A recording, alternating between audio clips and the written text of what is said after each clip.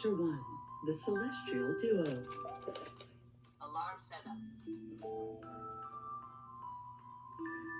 Our story begins a very, very long time ago with a young girl. One day, this girl spotted a rusted spaceship holding a small star child.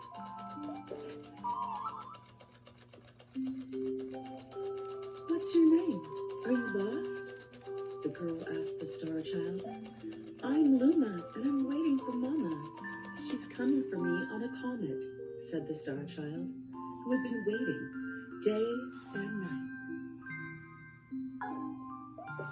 "Don't worry, I'll wait with you," the little girl promised Luma. At nightfall, the little girl borrowed her father's telescope and peered into the sky. She looked and looked, but she saw nothing. Hours turned into days and then years, but still, the sky revealed nothing. Finally, the little girl sighed and said to Luma, "If we stay here looking much longer, I'll be an old lady soon." But then she had an idea. "Why don't we go out there and find your mother ourselves?" The girl and Luma fixed up the rusty spaceship, and then the two set sail into the starry sky. And this is how the search for the celestial mother began. Chapter 2, Star Bits. Butterfly net, stuffed bunny, bread, milk, jam, and apricot-flavored tea. But I forgot to bring water! At this, Luma burst into gales of laughter, and the girl began to pout. "As long as I have my star bits, I'll be fine," said Luma. "Want some?" The little girl couldn't stay mad after hearing this. Luma continued to laugh, and the girl couldn't help but join, utterly unable to take another step. "Look!" Peering down at the icy sky where Luma was pointing, the girl suddenly noticed clusters of star bits encased in the ice. "Pretty good, huh? Finding star bits is my specialty," said Luma, beaming. "There's ice here, but it's so warm. I'll bet there's water here, too." The two decided to stay on the comet for a while. Riding the turquoise comet, the pair continued their search for Luma's mother. Chapter 4, The Dream. One night, the girl dreamed about her own mother. "Where are you going?" she asked her mother's retreating back. Without turning, her mother replied, "Don't fret, dearest. I'm not going anywhere. I'm always watching over you, like the sun in the day and the moon in the night." A wave of sadness washed over the girl. What about when it rains and I can't see the sun or the moon? Her mother thought for a moment before responding, "I will for your tears to dry." When she awoke, the girl's face was damp with tears. "You have star bits in your eyes," said Luma to the girl. Wiping her face, the girl replied, "These are tears, not star bits. I'm crying because I'll never see my mother ever again." At this, Luma began to cry too. "Mama! Oh, Mama!" The pair traveled through the starry skies, and though they encountered many other comets, not one of them held Luma's mother. Luma was despondent.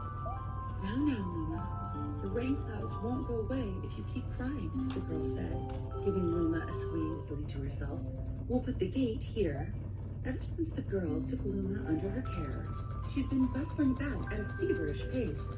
It's a lot of work, but it's worth it to make a happy home. It turned out that star bits weren't the only thing buried in the ice. There were tools and furniture unlike any they had ever seen, and the girl used them to build a home. Looking at the completed house, Luma remarked, "Don't you think it's awfully big for just the two of us?" With a library, bedroom, kitchen, fountain, and gate, it was certainly spacious. But still, something seemed to be missing. Only my father, brother, and mother were here, the girl said wistfully. Indeed, the house was too large for two small residents.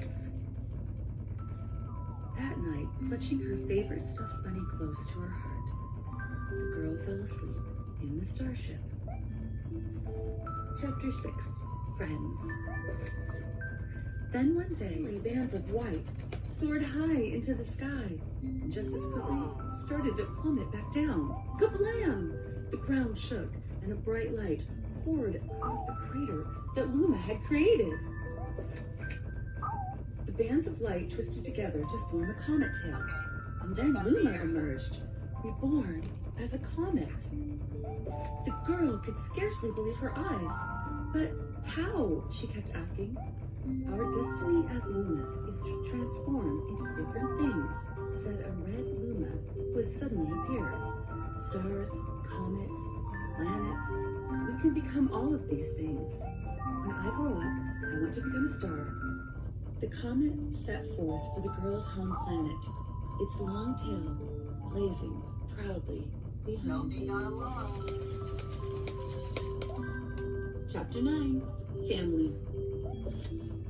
With its many lumas and telescopes, the comet was quite a sight to behold. The girl and the lumas were proud to call it home. At a welcoming party for a new luma, the girl gathered everyone in the kitchen and said in a louder voice than usual, "All right, everyone, let's make a cake. A cake sprinkled with star bits. Then it will be a star cake." The lumas excitedly began to gather the ingredients.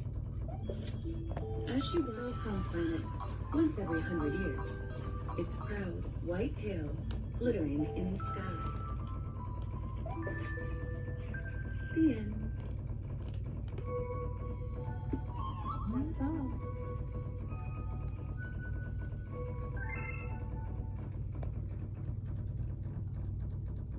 What'd you think of that, Hudson?